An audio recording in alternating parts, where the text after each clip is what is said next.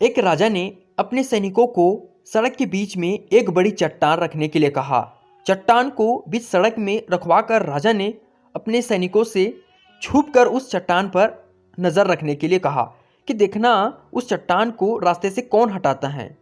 लोग उस जगह पर आते रहे और जाते रहे, लेकिन किसी ने भी उस चट्टान को रास्ते से हटाने की कोशिश नहीं की।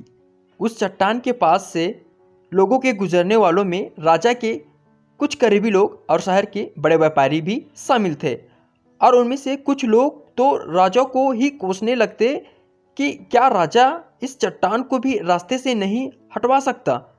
लेकिन किसी ने भी उस चट्टान को रास्ते से हटाने का प्रयास नहीं किया। ऐसा काफ़ी दिनों तक चलता रहा।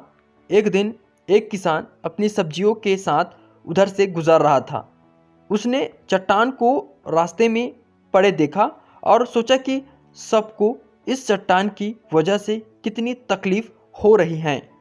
उसने अपनी मजबूत लाठी से उस चट्टान को एक तरफ धकेलने की कोशिश शुरू कर दी। काफ़ी कोशिश के बाद वह उसे सड़क से हटाने में कामयाब हो गया।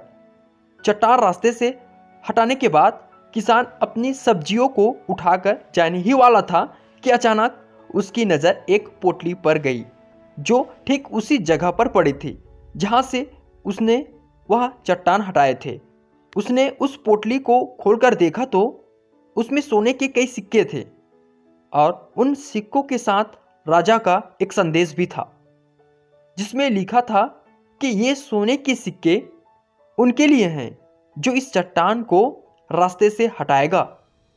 दोस्तों, बिल्कुल ठीक इसी तरह हम सबके लाइफ में भी कई परेशानियां आती हैं।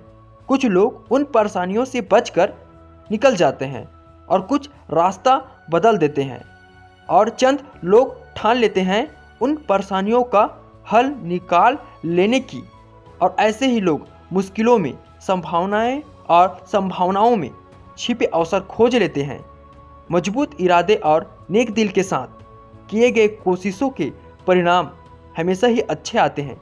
इसलिए जीवन के परेशानियों से घबराओ मत, बल्कि उन परेशानियों को हल करने की कोशिश करते हुए जीवन सफर में आगे बढ़ते रहो।